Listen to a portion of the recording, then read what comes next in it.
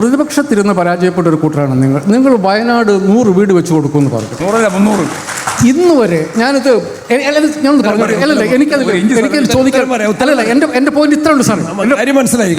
അതല്ല എന്റെ ചോദ്യം, അതല്ല. അതായത് നിങ്ങൾ വീട് വെച്ചിട്ട് കൊടുത്തില്ല എന്നുള്ളതല്ല എന്റെ പ്രശ്നം.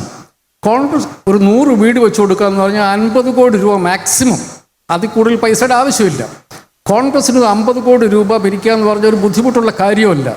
നിങ്ങൾ നിരന്തരം ഒരൊറ്റ തന്നെ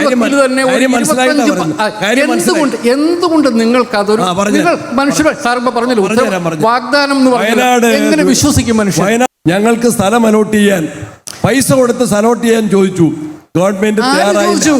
സർക്കാരിനോട് ചോദിച്ചു, സർക്കാരിനോട് ചോദിച്ചു. ഇവർ 1000 വീട് പ്രളയത്തിൽ കൊടുക്കാന്ന് പറഞ്ഞവരാണ്.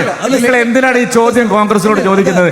ഇവർ 1000 വീട് KPCC വെച്ചു കൊടുക്കാന്ന് പറഞ്ഞ 1000 പോയിട്ട് ഒരു 0 വീട് നിങ്ങൾ വെച്ചു കൊടുത്തിട്ടില്ല. എന്റെ ഉത്തരവാദിത്വം ഒരു രാഷ്ട്രീയ പാർട്ടിക്കില്ല.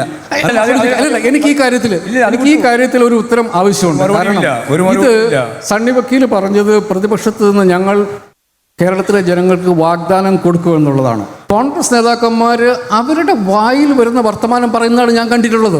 ജൂൺ 30 തറക്കല്ലിടും, ജൂലൈ 30 തറക്കല്ലിടും. ഞങ്ങൾ സർക്കാരിനോട് ചോദിച്ചിട്ടുണ്ട്. റവന്യൂ മന്ത്രി രാജനാണ് പറഞ്ഞത് ഒരാളും ഞങ്ങൾ കേരളത്തിലും ഇന്ത്യയിലും പ്രതിപക്ഷത്ത് നിൽക്കുന്ന പാർട്ടിയാണ്. സാമ്പത്തിക പ്രയാസമുണ്ട് എങ്കിലും ഞങ്ങൾ ജനങ്ങളിൽ നിന്ന് കാശ് കളക്ട് ചെയ്ത് ഞങ്ങൾ ഈ വാഗ്ദാനം പാലിക്കുന്നത്. ആ കാശ് കളക്ട് ചെയ്യുന്ന കണക്ക് സാറിനോട് ചോദിച്ചപ്പോൾ സാറ് പോലും എനിക്കറിയത്തില്ലെന്നാ പറഞ്ഞത്. ആപ്പ് എവിടെയെന്ന് ചോദിച്ചപ്പോൾ അത് ആപ്പിലുണ്ടെന്ന് പറഞ്ഞു. ആപ്പ് സ്ഥലത്തില്ല. കോൺഗ്രസ് നേതാക്കന്മാർ തന്നെ ഓരോന്നാണ് പറയുന്നത്. യൂത്ത് കോൺഗ്രസ് പ്രസിഡന്റ് പിരിച്ച പൈസ ഞാനത് പറഞ്ഞാൽ